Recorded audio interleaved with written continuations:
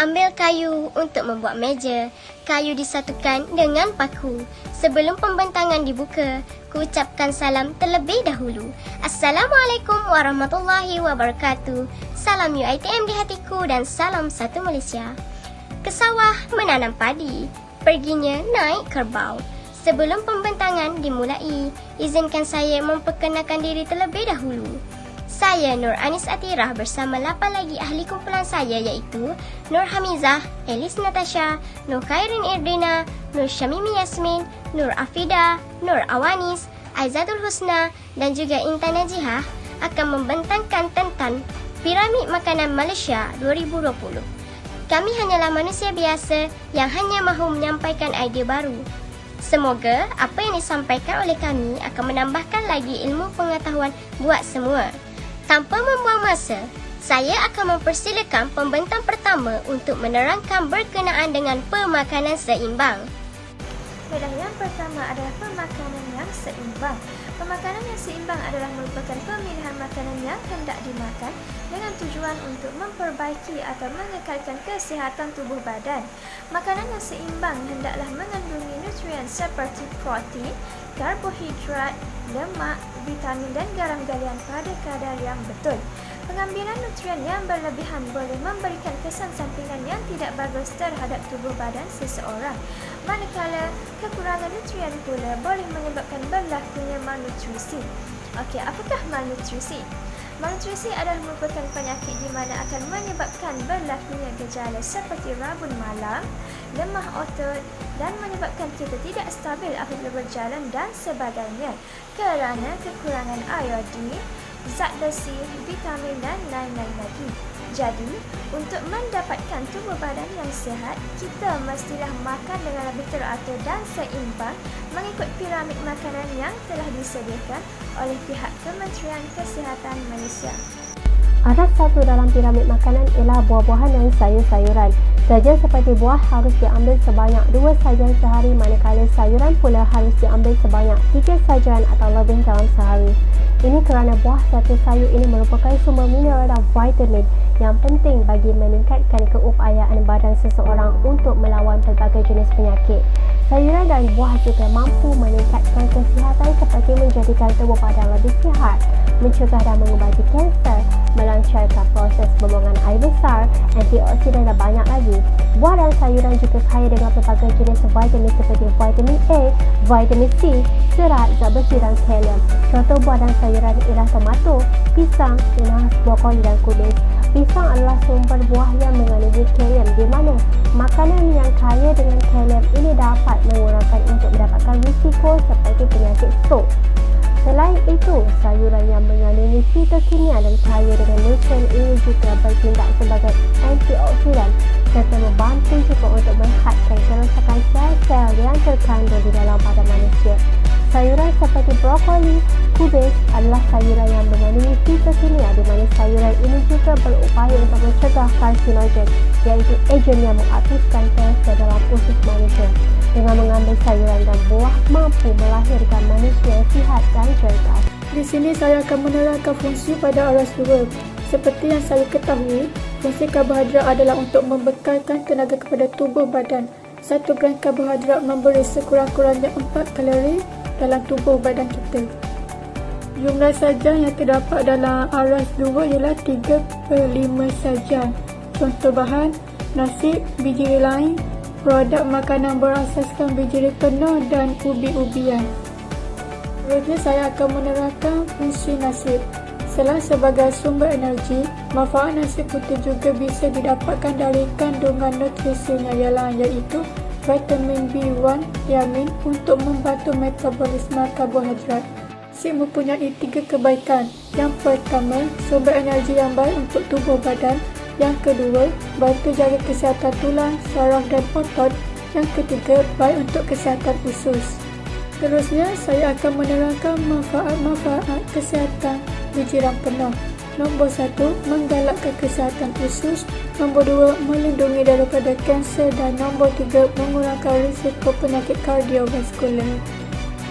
Kebaikan ubi ialah mengurangkan risiko anemia berkat kandungan besi yang tinggi, memperbaiki peredaran darah, Ia tidak mengandungi gluten, jadi ia adalah makanan yang sesuai untuk celiac.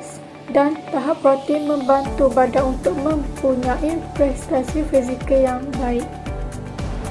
Seterusnya adalah kelas yang ketiga. Kelas yang ketiga terbahagi kepada dua bahagian. Yang pertama, susu dan produk penyusu, dan yang kedua, ikan, ayam, telur, daging dan lain-lain lagi. Susu dan produk penyusu merupakan satu komponen yang penting kerana ia mengandungi tinggi protein dan juga kaya dengan kalsium dan pelbagai jenis vitamin dan mineral seperti vitamin A, riboflavin, vitamin B12 dan zinc.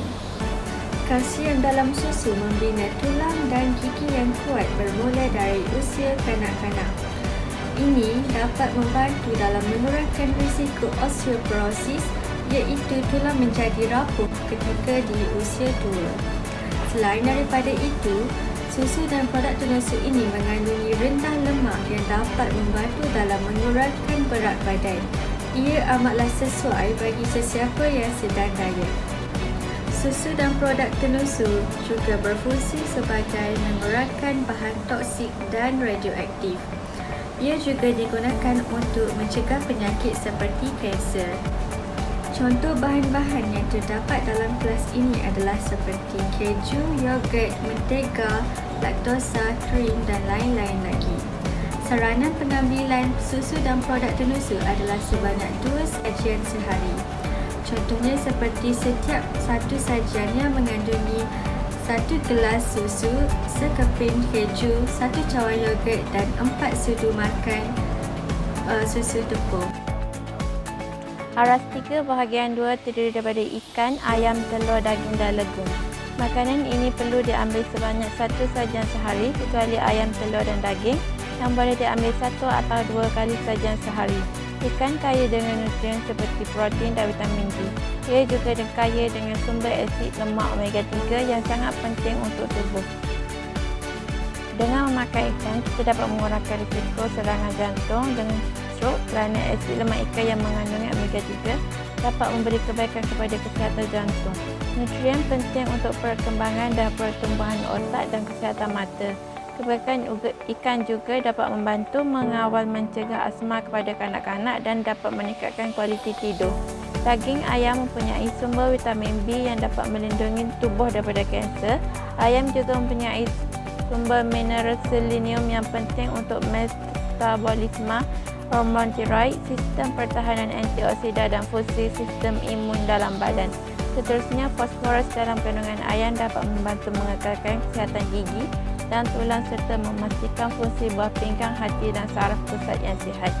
Telur mengandungi asid amino yang penting bagi tumbuh sarang kanak-kanak, remaja dan golongan muda bagi membentuk protein, membina otak dan mencegah degenerasi otak rangka.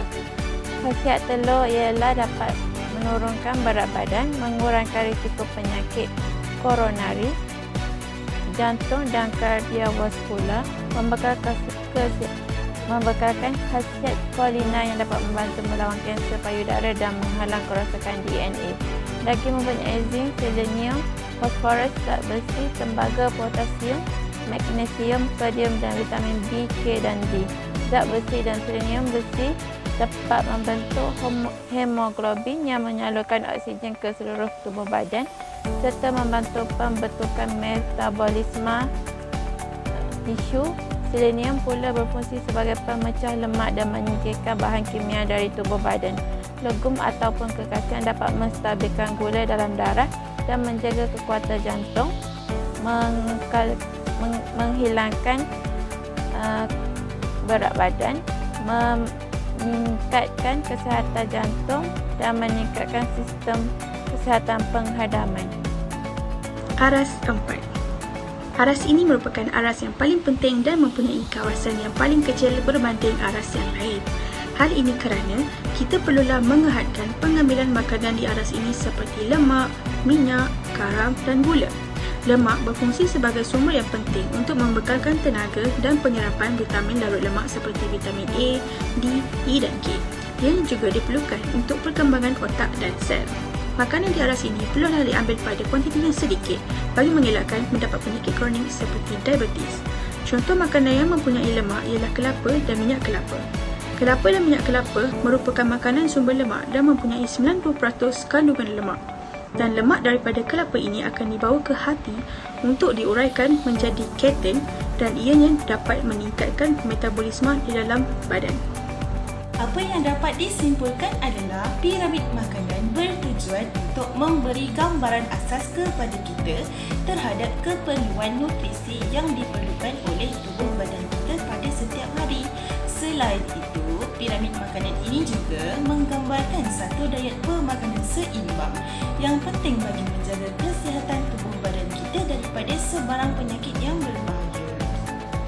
Yang mengandungi nutrisi dan tidak hanya semata-mata tertumpu kepada satu kumpulan makanan sahaja. Jagalah kesihatan dan pemakanan kita kerana segala penyakit berpunca daripada perut dan pemakanan kita sendiri. Sebelum saya mengundurkan diri, terimalah serangkap pantun. Buah manggis, buah durian, kacang panjang, sayur kailan. Lebihkan buah dan sayur-sayuran, kurangkan gula dalam masakan. Sekian, terima kasih.